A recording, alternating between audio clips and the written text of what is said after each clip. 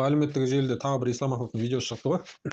Оның жан айқайы мынандай: мешіттерге садақаны мүлдем бермеу керек дейді. Артынан өз идеясын айтады, қай жаққа жұмсау керек. Соның бірі ауылдық мектептер жөндетейік дейді.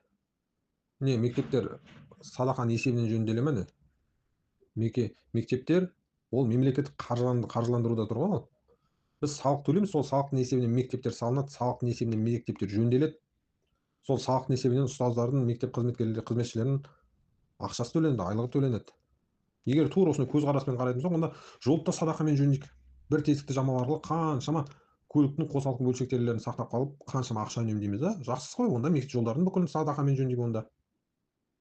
Біз олай істемейміз. Неге? Өйткені біз салық төлеп қойғанбыз. Олардың хақысы берілген. Тек қана соған жауапты органдардан талап ету керек, соның істелуін. Жоқ, біз онымен айналыспаймыз. Біз YouTube-қа кіріп аламыз да, кімді? Имамдарды жамандаймыз, ұстаздарды жамандаймыз. Негізі түпкі мақсаттары мешіттерді жапқылары келеді, ислам дінін аяқ асты қылғылары келеді бұлардың. Өйткені сол видеода өзінің сөзі бар. 3-4 жыл мешітке садақа бермей қояйықшы, мына имамдардың бүкіл жан жаққа тентіреп кетеді деген сияқты мағынада сөз айтылған осы. Бірақ ол имамдардың бүкіл садақамен күн көріп отыр деген сөз емес қой. Бұлар имамдыққа келмей тұрып жағдайлары жақсы болған адамдар бар. Кәсіптерін дөңгелетіп жүрген имамдар бар. Оларда кесте бар. Осындай уақытта намаз өткізеді, осындай уақытта сабақ береді, қалған уақыттарында ол жүрмейді ғой қайыр тілеп. Олар кәсіппен айналысып жүрген имамдар бар. Ол атмосфераға кіріп көрмеген, отырады да жамандай береді, басқа шаруа жоқ. Дұрыс, ол видеода айтылған дұрыс сөздер бар, мысалы жетім жесірлерге берейік деп. Оны біз де айтамыз, жетім жесірлерге берсін деп. Имамдар да айтады, оны жетім жесірлерге беру керек деп. Ол дінімізде, асыл дінімізде солай айтылған. Жақсылықты жақындарынан баста, жақындардың ішінен қара, жетім жесір мұқтаждар бар ма, бер соларға. Олар жоқ па, көршілерден, одан қалды аудандағылардан қара.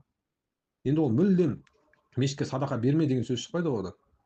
Неге бір шеттен екінші шетке секіреміз? Алтын ортаны ұстамаймыз ғой біз. Не бересің, не бермейсің деген сияқты. Жоқ, анаған да көмектес, мынаған да көмектес. Себебі мешіт ол былайша айтқан кезде мемлекеттің қаржыландыруында емес ол. Оған біз қараспағанда кім қарасады оған? Оның қаншама светінің ақшасы бар, отоплениясының ақшасы бар, жылуының мысалы. Жоқ, мешітке беріп жатқан шамал садақаны да көп көресіңдер, соны сөз қылып отырасыңдар.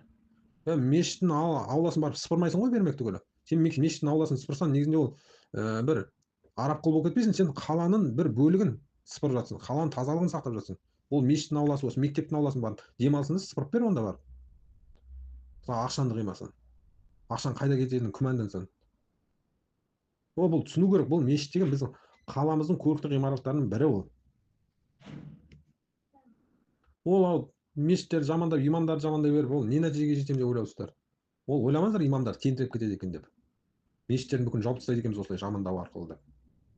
Ол бір-екі имамның қателігін көреді де бүкіл имамға топырақ шашады ғой. Біз ақшаның қайда кетіп жатқанын білмейміз садақаны дейді. Ой, сен білмеген деген сөз ол имамдардың қалтасына кетіп жатыр деген сөз емес қой. Білмесең бар да сол жаққа барып сұра. Мысалға айтады, бір тағы мысал келтіреді, көше сыпырып мұз ойып жүргендерге жылы аяқ киім ыстық тамақ апарайық деп. Оны 4-5 жыл бұрын имамдар істеп тастаған видеолар бар. Олар әдейі соларды видеоға түсіреді, кейін осындай күдік ұялататын адамдарға көрсету үшін дәлел ретінде былайша айтқан кезінде архивтерінде сақталып тұр. Барда қайда кетіп жатқан есебін сұра. Ал сыртынан отырып аласыңдар да жамандайсыңдар, ол атмосферада болған жоқсыңдар.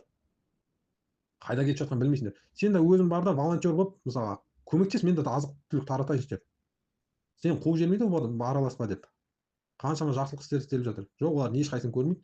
Екі жақты болса, жамандығын айтма, жақсылықтарын айтып кет онда. Жоқ, отырып алып жамандай береді. Кім жаман? Имам жаман. Кім жаман? Мешіт жаман. Әйтеуір сыртынан том ішеді де отырады.